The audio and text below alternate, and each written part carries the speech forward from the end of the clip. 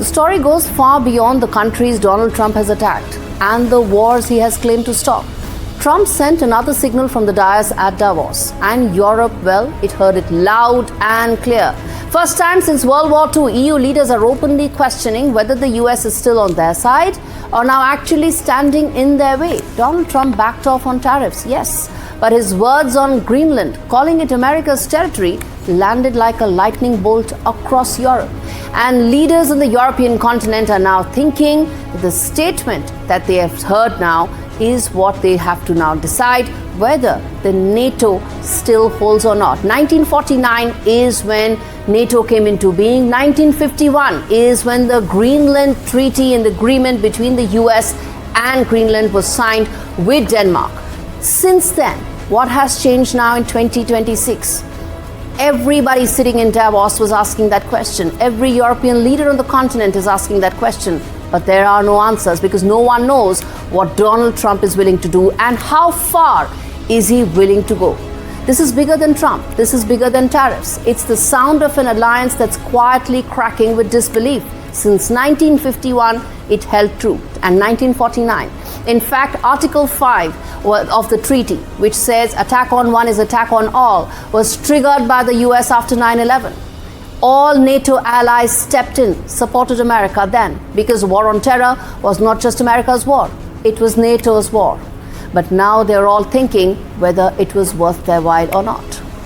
To talk more on what exactly is Donald Trump thinking, and more importantly, can NATO survive what Donald Trump is doing right now to Greenland? To talk on that, Sarah Claire joins me on the broadcast. She's a professor, foreign policy commentator. Sarah, thanks much for speaking to me on Faultlines.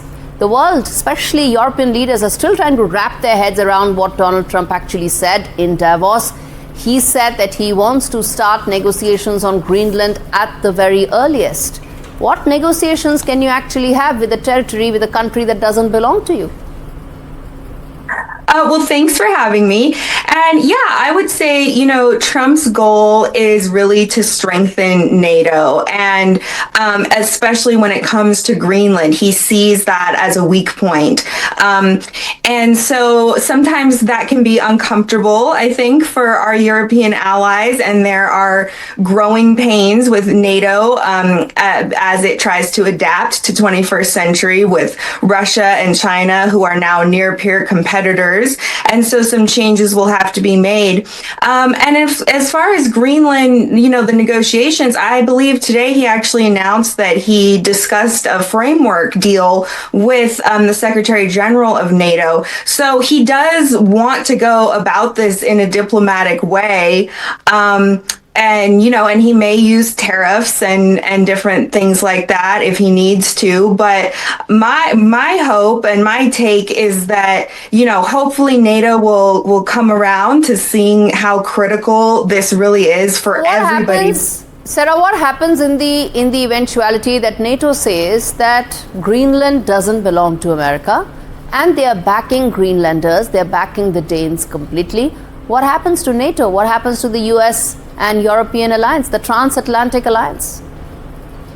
Well, I think Trump said today in his speech that, if they don't agree with him on this, then he's not going to use force, but he will remember it. And I think what to take away from that is that he's talking about we spend a lot of the U.S. spends a lot of money and a lot of military power defending Europe, and we do that without asking for much in return.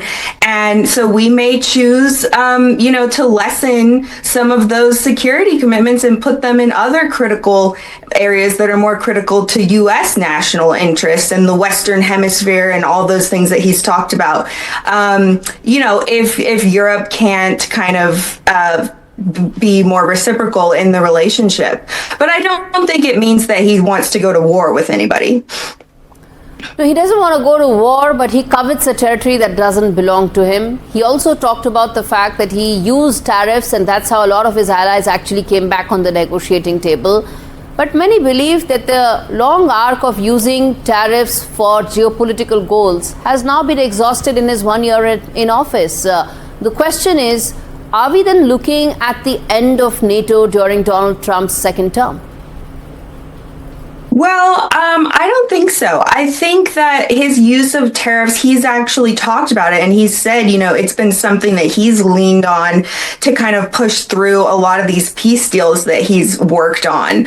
And these economic tools are something that he is very adept at, maybe more adept at than some other presidents who chose other tactics when they were trying to get a deal done. And so he's actually been able to lean on that in a way of pursuing peace rather than going to a forceful choice. And in terms of NATO surviving his term, I think President Trump actually wants to strengthen NATO. And the way he goes about it can be kind of abrasive, certainly, but I do believe that's his ultimate goal. I'm glad that you're using the term abrasive when it comes to Donald Trump. That is most certainly the case, and he's really rubbed his European allies the wrong way. But let me ask you this final question, which is that when you talk about Donald Trump's 1 year in office, he's completed a year.